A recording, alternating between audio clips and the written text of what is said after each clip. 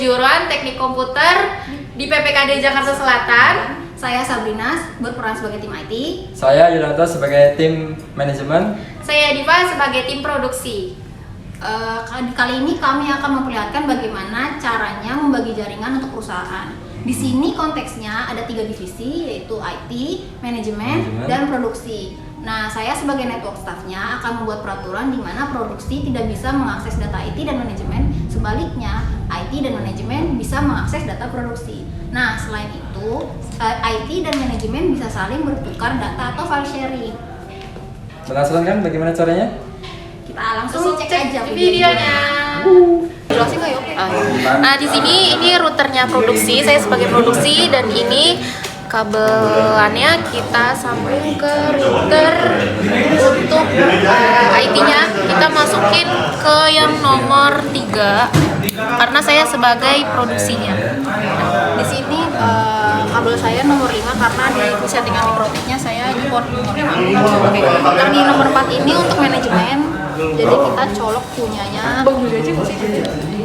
Nah, kabelnya orang manajemen saya colok ke port 4 sesuai settingan yang sudah dibuat di mikrotiknya.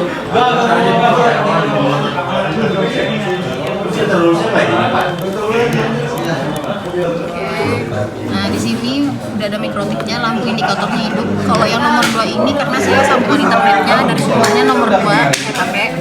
Yang nomor 3 ini udah dilihat juga ada kedip-kedip nih. Ini yang buat produksi, yang 4 ini juga udah hidup buat manajemen, yang nomor 5 ini juga hidup buat IT. Untuk yang kedua, di sini saya akan membuat file sharing. Nah, untuk sebelum itu saya akan membuat foldernya dulu. Misalnya di sini saya kasih contoh namanya data IT. Lalu saya akan selipkan ya isi filenya di sini di note. Saya akan kasih nama misalnya laporan IT. Selanjutnya di sini saya misalnya kasih isinya gaji IT dan laporan IT ya. Di sini sebagai contoh saja dulu. Lalu bisa kita simpan atau di-save. Nah, untuk pengaturannya saya akan kembali ke folder, lalu klik kanan dan pilih properties. Pilih sharing, di sini pilih advanced sharing, dan yang kotak atas bisa di checklist dan tinggal pilih permission, dan ini bisa allow semua. Lalu oke, di sini kita share, bagian share kita akan pilih di bagian everyone, di bagian add kita bisa pilih read atau writer. Di sini bisa share dan done. Selanjutnya kita close. Nah, ini file sharing sudah selesai ya settingannya sampai sini. Lalu kita akan melakukan map drive. Di sini di bagian disk PC, lalu di menu komputer. Di sini ada map drive.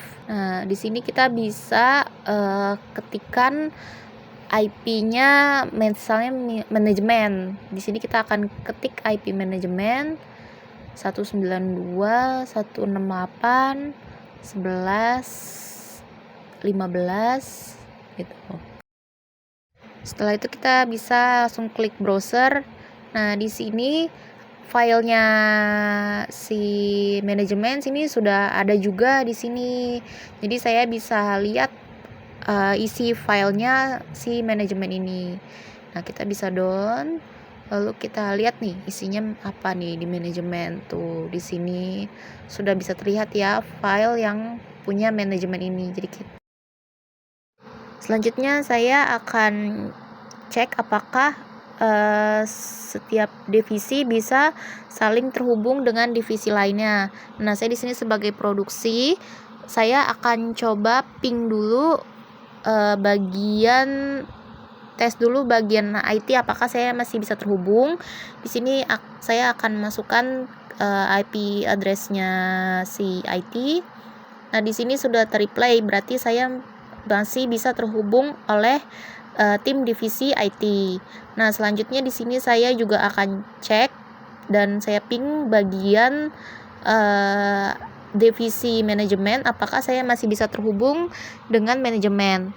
Nah, di sini juga terreplay ya, berarti saya masih bisa terhubung dengan bagian divisi manajemen. Nah, di sini saya masih bisa ya untuk berhubungan ke IT juga manajemen. Selanjutnya di sini bagian IT akan menyeting atau mengendalikan semua akses di divisi-divisi. Nah, untuk yang pertama di sini dia akan membuat manajemen ini bisa akses data si produksi. Nih, untuk settingannya di sini di bagian firewall, lalu di menu filter roles.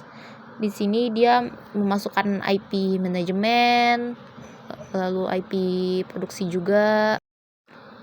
Yang kedua di sini juga IT membuat agar si IT bisa mengakses data bagian produksi, sama juga kayak tadi masukkan IP IT juga IP produksi dengan pilihan bagian actionnya itu pilih accept. Ya, bisa mengakses. Lalu selanjutnya di sini akan membuat bagian produksi tidak bisa mengakses ke manajemen. Nah, di sini sama kayak tadi juga, cuman bedanya di action dia akan pilih bagian drop. Di sini juga selanjutnya IT akan membuat settingan agar produksi tidak bisa mengakses data IT. Sebaliknya ya, kayak tadi pilih bagian actionnya juga bagian drop. Selanjutnya di sini bagian IT juga akan kasih komen atau sebagai penanda. Kalau di sini misalnya yang pertama kan tadi manajemen bisa mengakses produksi, di sini ditulis manajemen bisa akses produksi. Nah, selanjutnya seperti kayak tadi ya, si IT bisa mengakses data produksi. Nah, lalu yang di merah ini, tanda merah ini tandanya si produksi ini tidak bisa mengakses data manajemen maupun data IT. Oke. Dipa boleh nyobain nggak? Kamu bisa nguping ke aku dari produksi ke IT. Ini ya, kita coba Windows R, lalu kita ping alamat IP-nya 192.168.12.20. Oke. Bisa nggak tuh? Nah, request time berarti filter rules yang sudah saya buat itu bekerja ya. Jadi produksi tidak bisa mengakses ke IT. Nah, coba sekarang produksi mau ngakses ke manajemen bisa apa enggak? Coba diulang. Selanjutnya Windows R ping 192.168 13.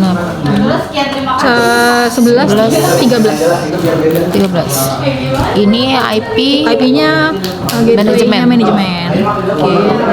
Nah, request time sama ya, berarti dari produksi ke manajemen juga udah nggak bisa. Oke. Gimana teman-teman konten hari ini? Berdaging semua kan?